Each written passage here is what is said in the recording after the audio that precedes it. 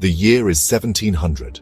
Across the icy landscapes of northern Europe, a storm is brewing. This isn't a storm of snow and ice, but of armies on the move, of cannons primed for war. The Great Northern War, a conflict that would reshape Europe, has begun. Ambitious Tsar Peter the Great faces the Swedish Empire. The stakes, dominance in the Baltic. Denmark, Norway, and Saxony, Poland, Lithuania join the fray, seeking power and territory. The stage is set for a clash of titans, a fight for survival and supremacy. Sweden, at the dawn of the 18th century, is no ordinary kingdom. It is a formidable power, feared and respected throughout Europe. Known as the Lion of the North, Sweden had, over the preceding century, transformed itself into a dominant military force. This rise to power was fueled by a combination of factors: a strong military tradition, a well-trained and disciplined army, and innovative military tactics. Swedish kings, such as Gustavus Adolphus, had honed their armies into formidable fighting machines, employing revolutionary battlefield formations and utilizing superior firepower. At the helm of this military juggernaut stood King Charles XII, a young and ambitious ruler who had inherited the Swedish throne at the tender age of 15. Charles, known for his personal courage and unwavering determination, embodied the martial spirit of his nation. He was a brilliant military tactician in his own right, audacious and aggressive, leading his troops from the front lines and inspiring fierce loyalty among his soldiers. Under Charles's leadership, Sweden had achieved a series of stunning victories, expanding its territory and consolidating its control over the Baltic Sea. The Swedish Empire, stretching across northern Europe, seemed invincible, a testament to its military might and the leadership of its warrior king. While Sweden stood as a giant in the north, resentment and ambition festered among its neighbors. Denmark, Norway, still smarting from previous defeats at the hands of the Swedes, saw an opportunity to reclaim lost territory and restore its own prestige. Augustus the Strong, the Elector of Saxony and King of Poland, Lithuania, harbored grand ambitions of expanding his own power base and challenging Sweden's dominance in the Baltic. However, the greatest threat to Sweden's hegemony came from the east. Russia, a sprawling land with vast untapped potential, was stirring under the leadership of its ambitious young Tsar, Peter the Great.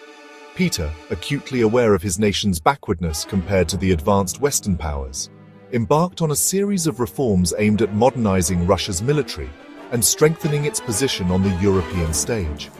He traveled in disguise to Western Europe, learning shipbuilding and other crafts, determined to transform Russia into a modern military and naval power. The Great Northern War for Peter was not just about territorial gains, it was a struggle for Russia's very survival, a chance to break free from the shackles of its past and establish itself as a force to be reckoned with. Section 4. The Tide Turns: Key Battles and Shifting Fortunes. The early years of the Great Northern War were marked by a series of stunning Swedish victories. Charles XII, demonstrating his tactical genius, led his army from one triumph to another. At the Battle of Narva in 1700, the Swedish army, vastly outnumbered but fighting with their trademark ferocity, inflicted a crushing defeat on the Russian forces, shattering Peter the Great's hopes for a quick victory.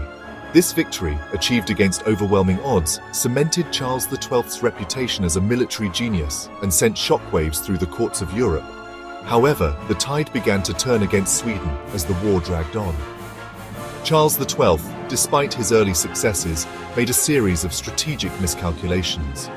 His decision to engage in a protracted campaign against Augustus the Strong in Poland, while understandable given his desire to eliminate one enemy before turning his full attention to Russia, proved costly. This prolonged campaign depleted Swedish resources and gave Peter the Great time to rebuild and reorganize his army, learning from the mistakes of Narva. The Battle of Poltava in 1709 proved to be the turning point of the war. The Russian army, now better trained and equipped thanks to Peter's reforms, decisively defeated the Swedish forces, capturing Charles XII and driving him into exile in the Ottoman Empire. Section 5. The fall of a giant, Sweden's decline and defeat. The defeat at Poltava sent shockwaves throughout Europe. The seemingly invincible Swedish army had been vanquished, its warrior king forced to flee. This stunning reversal of fortunes emboldened Sweden's enemies, who sensed an opportunity to dismantle the Swedish Empire and seize their own share of the spoils. The war, once dominated by Swedish victories, descended into a grueling war of attrition. Sweden, its resources depleted and its army demoralized, found itself fighting on multiple fronts against a coalition of determined enemies. The years that followed Poltava were marked by a series of defeats for Sweden. The once mighty Swedish navy, which had ruled the Baltic, suffered a string of losses, culminating in the Battle of Gangut in 1714, where the nascent Russian navy scored its first significant victory. On land, Swedish forces faced constant pressure, their once vaunted army gradually worn down by years of relentless campaigning. The death of Charles XII in 1718, killed by a stray bullet during a siege in Norway, dealt a further blow to Swedish morale. With their king gone and their enemies closing in, Sweden was forced to sue for peace. Section 6. A New Order, the war's impact on the Baltic. The Treaty of Nystad, signed in 1721, formally ended the Great Northern War. For Sweden, the treaty represented a humiliating defeat, marking the end of its time as a great power. The Swedish Empire, once stretching across the Baltic, was dismantled, with vast territories ceded to Russia, Prussia, and Denmark-Norway. The Baltic Sea, once a Swedish lake, was now open to Russian naval power, a testament to Peter the Great's ambition and the transformation of Russia into a major European force. The war's impact on the Baltic region was profound. Russia, having decisively proven its might, emerged as the dominant power in the region. Its access to the Baltic secured, and its position as a major player on the European stage cemented. The war also led to the decline of Sweden as a great power. Its imperial ambitions shattered, and its focus shifted inwards. The other victors, such as Prussia and Denmark-Norway, also gained territory and prestige, reshaping the balance of power in Northern Europe. The Great Northern War, in many ways, marked the end of an era, ushering in a new age of Russian dominance in the Baltic and paving the way for the rise of new powers on the European continent.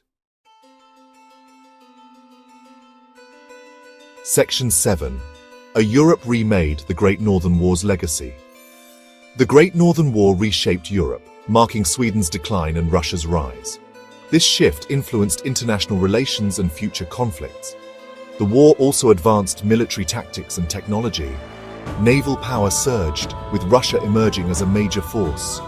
The war's legacy continues to shape European history.